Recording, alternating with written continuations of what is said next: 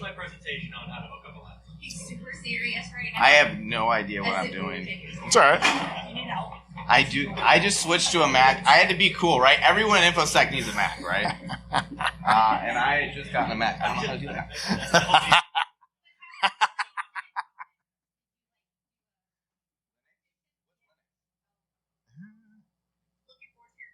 Hackers use Linux?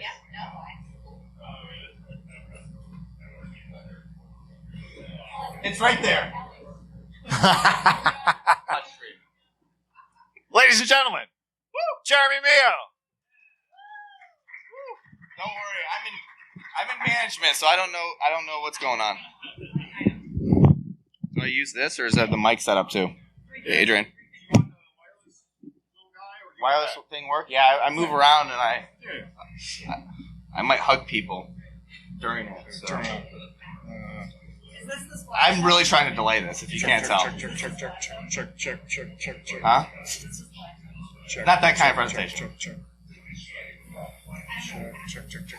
Let me see that. Let me get in here real quick. Oh, I need my glasses. There you go. Woo! All right.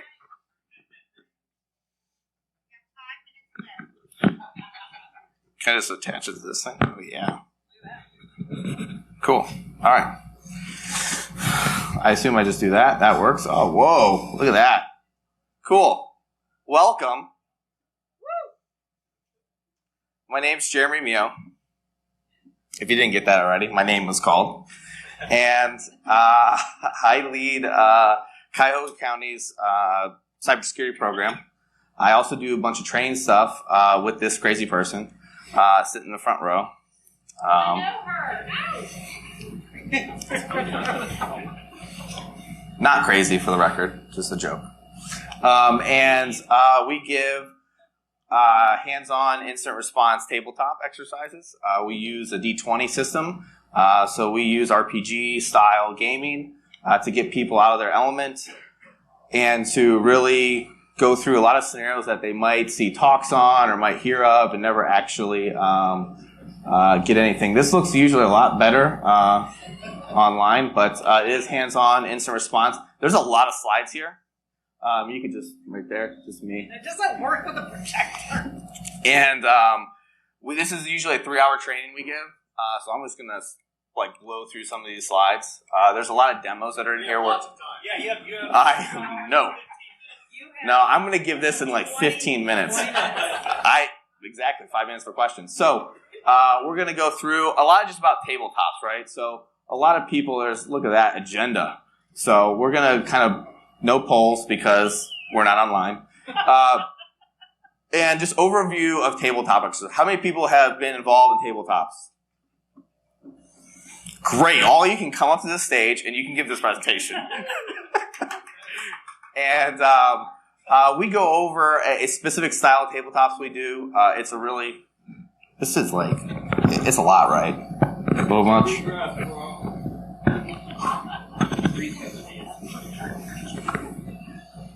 Is that better? No? Was it good before, or is it just me? Right at the top of the cleavage. Right here? Okay. Way to make it weird, man. So we use 15-minute tabletops, and it gets into about an hour of tabletop with a team. It's built to be within a technical or management, so you can actually understand and get a lot of after-action reports. This isn't working well. Can I just hold it? I could just do this. Is that what it is? Yeah, feedback. Okay, all right. So we go through goals and objectives. We'll go through tabletop stuff and the importance of after-action reports. So when you go through these 15-minute tabletops, they're very easy scenarios. They have discussion points, so you can focus on specific items, compliance frameworks, MITRE ATT&CK, or anything that you want to focus on. Again, goes over through what tabletops are, right?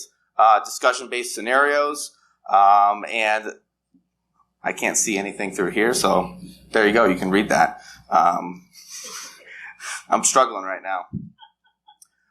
So the goals and objectives, right? So you want to break tabletop scenarios into meaningful learning points. You want to make sure that you're not going to have any scope creep in your tabletop scenarios. A lot of people might conduct tabletop scenarios and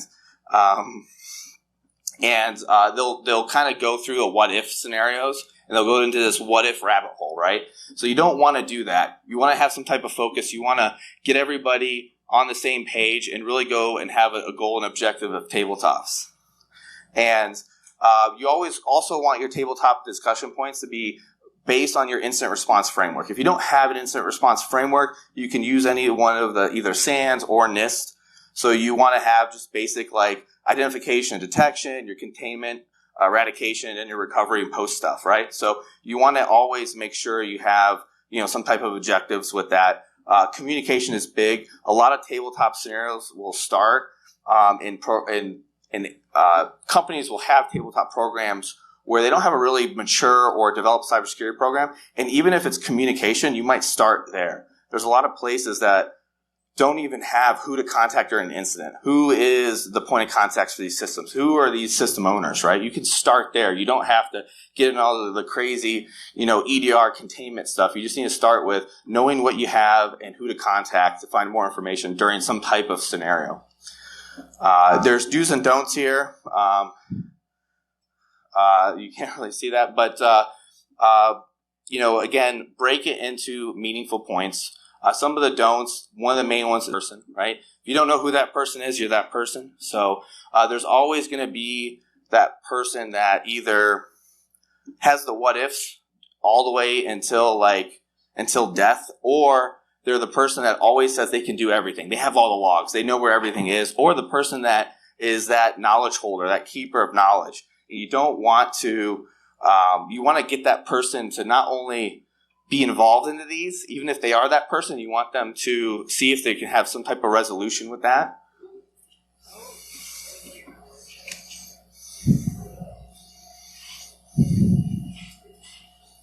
Back online. Technical difficulties. Oh, it is the next slide. Look at that. Yep. Just keep going. You don't have that much time. All right. So one of the main things that you want to have in a tabletop program, and is another reason why we cut everything down to 15 minutes, which really is an hour, right? So it's 15 minutes for discussion and 1 hour overall for the whole tabletop.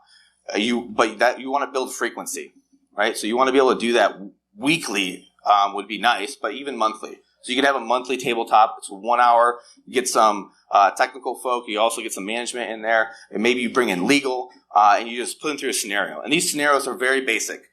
But if you just get your legal in, just grab them and just, or tell them, don't grab your legal teams. But you can get them in and review tabletops with them and then just continue down that path. Especially if you don't have cyber insurance, you don't know how to use your cyber insurance. If you have cyber insurance, you've never talked to your legal team, get them into a tabletop scenario. Then have them bring the cybersecurity insurance information in there, because there's a lot of clauses and there's a lot of stuff that you're not going to understand. There's a lot of stuff they might pretend to understand, but if you don't know that stuff or all the clauses, there's a lot of stuff with ransomware that your insurance might not cover anymore. It's a big deal to understand that stuff. Build the program out 6 months. If you're doing monthly or, even, I wouldn't even suggest doing quarterly tabletops at this level. That's why you want to do monthly. You might do larger tabletops for a quarter. So you might have, executive management, all the teams, all the business units in there, do some crazy 1 day or 1 week tabletop. But, those are good things to get to. But you can start out 15 minutes, 1 hour. Next slide. Creation process. I'm not going to go into this, but you can build tabletops. We're going to go right into a tabletop, right? Charters are important, right? So you want some type of charter. If you don't know what a charter is, essentially a document that defines whatever initiative or project you're doing. I'm not, some type of crazy project manager or anything like that, so I didn't use a lot of charters until I was in Fortune 500. And it's good to have some type of simple charters that have your purpose, your goals, your members. Decision guidelines are good, and also communication. Communication is good not only for how you're going to communicate the general program to people that are involved. But also every quarter, after you do all your monthly and weekly tabletops, you'll want to let the executives know, hey, we did 17 tabletops this quarter. We had 25 action items, and we completed 10 of them. That helps a lot, not only for your executive management, it also helps a lot for if you get audited or when you have cyber insurance findings or cyber insurance clause or cyber insurance incident that you had to get your cyber insurance on, and they have to show that you did some type of due care or diligence. You can show that, right? And you can show that hopefully in other ways, but this is a basic way as well. You can crosswalk these. Crosswalking them is, taking all your, NIST, MITRE, CIS controls. You could even use the Get Gooder program, which I learned about this morning. So shout out to Alex, wherever he is. And you can crosswalk these, right? So this is just a crosswalk, and you can have these specific items inside your tabletops. So then when you're trying to understand your gaps, you can at least tie them to some type of compliance. Now, like earlier, compliance isn't the end all, but it's something at least you can tag and be able to understand any type of gaps you have, and it's easier for the business and auditors. At the end of the day, as much as we might complain about compliance, it's what they understand, and it's what they're going to tie it to, regardless if we want to change it or not. So it's good for us to try to get other types of frameworks in, but we have to ultimately bubble that up to compliance so we can make all of the executive suits happy. After a tabletop, you always want, during this tabletop, you want some type of after-action report. These can get all kinds of crazy. You can have lots of pages, but you want to have some main points here. You want to have, obviously, who was there, what the scenario was, but you also want to have strengths and weaknesses. It's going to be a pretty depressing scenario all the time, and it should be that because you're trying to get gaps. You're trying to understand all your areas that could be improved. You want to put people in uncomfortable scenarios, right? Like talking randomly out of a hat, or a pumpkin box here, right? Get out of your comfort zone. I know, right? So, but I'm in my comfort zone, so I might start dancing here, get some music on. So you want to have those strengths and weaknesses. You always want to have some type of strength, right? So you want to find something, even if it's, hey, we're in the room. We've never been in the room before. I've tried to get people that have never been in one room before together and do a scenario, and it's been really interesting. So that's one thing to have. The other things are recommendations, right? You can't see it, but it's short-term recommendations, long-term recommendations. You have to be able to split these out. If you want to MFA all the things, that's great. You definitely need that. It might be a long-term goal. Short-term, what can you do? Well, let's MFA the privileged accounts, right? Let's MFA these critical business units, right? Let's see how we can do that. Let's get them involved. Let's get all the executives MFA'd, right? Those are some short-term stuff. And there's other things you could too. And make sure it's signed off. Have these things signed off, and hopefully you have it in your charter, right? And you have your stakeholders, and you can get these things signed off, and you have these stack of papers, and you solve all the cybers with it. Q&A. Woo!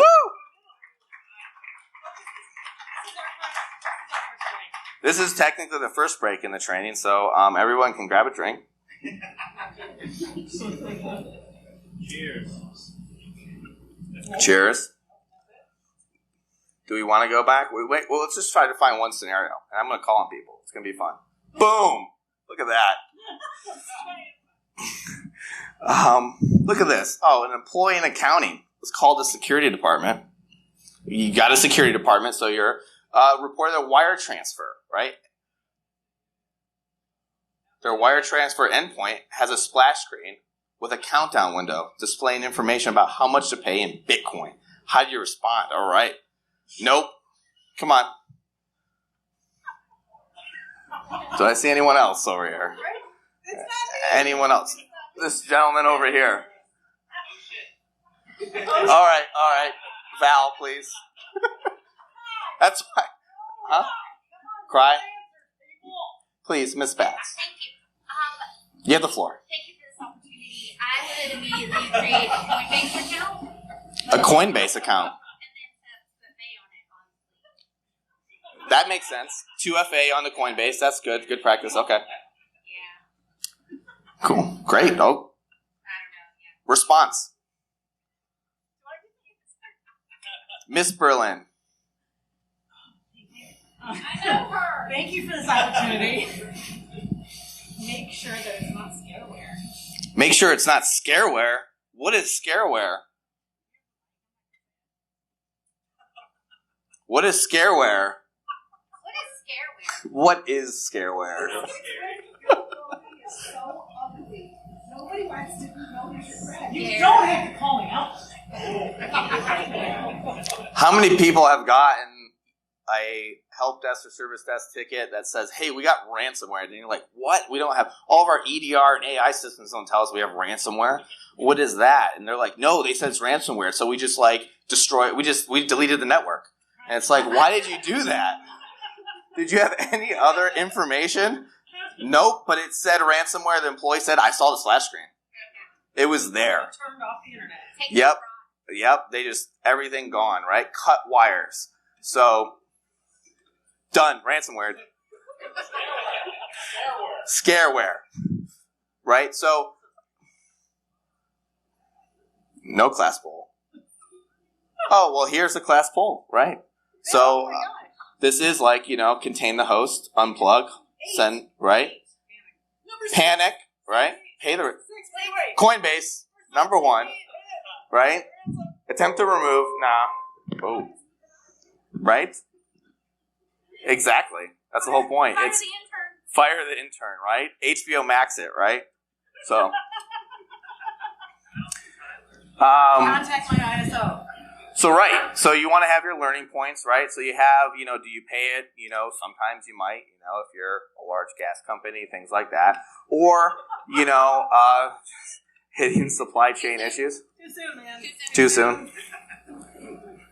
So, you have to do some type of triage. You want to validate, right? You want to validate. You want to see what's going on. Another point with these tabletops is, look, you have these nice little NIST functions right here. You can tag them, and then you can have a whole tabletop program, and you can have that built out and tied to NIST functions. And your tabletops don't need to be more complex than that, right? So you can have the base scenario. Someone gets something that looks like ransomware. What do? You'd be surprised in a lot of places that don't know what's going on with that, right? And then you can have some discussion points, have it in your after action report. You can have that in about, 45 minutes to an hour. And you can take those after action reports and you can attach to some type of management meeting. You can have that stack of papers, go over the statuses. Maybe some of them get put into projects. Maybe you get, some more charters. And you can develop a lot of material that executives understand and say, oh, we went through this scenario, we discussed it with management, we wouldn't be able to respond with, we don't even have the documentation, we don't even know who to contact during this, during anything, right? So you could have one focus just on law enforcement. Oh, something happens, you have to report to law enforcement. What do? It doesn't matter what it is, it just matters that you had to report to law enforcement. How do you do that? Do you have contacts in your local field office? Do you have contacts with other federal agencies for wire fraud, right? Do you have your contacts for your Secret Service field office, the FBI field office? And if you have the contact, what do you do with that? Right? So you want to build that kind of stuff. And that's where I'm going to go back to now Q&A. So we just inception that back. All right? And that's why I'm here. Questions? Really? Do you give this as a training anywhere? Do I give this as a training anywhere? I do. I am a part of a training that an amazing person named Amanda Berlin runs. Woo woo! And we give not only tabletop trainings, but also instant response trainings that have hands-on demoing, as well as a really good role-playing game that is the last day. And you get put in different organizations, you get different types of super cool skills, and you get all kinds of different titles. So you might be the cool, crazy red team pen tester person, hacker. You might be put at as legal counsel or as CEO, right? And you'll have to work through that, and hopefully you survive it and not blow up the world, because 2 teams have blown up the world in our scenarios. That's not good. You don't want the world to blow up.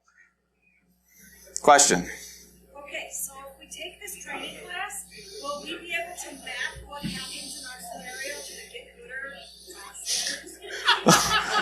So, we take this training, will you be able to map it to the get gooder?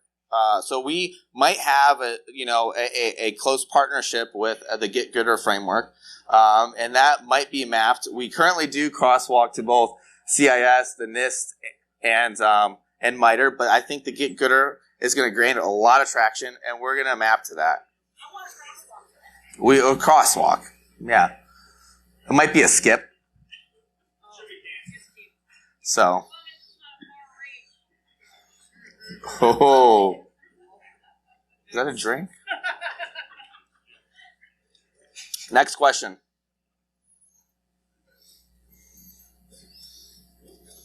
Sir, do you have a question over here? Dance. Dance?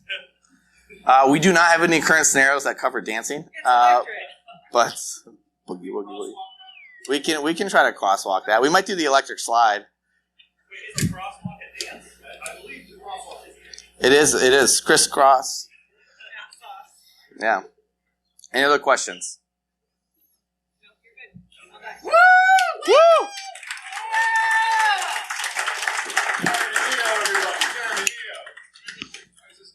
Also banned now. No. Check. Yep. Jeremy Mio, everybody. There's a mute button right there. That's a mute button. Just pop it. It's good. Yep. All righty.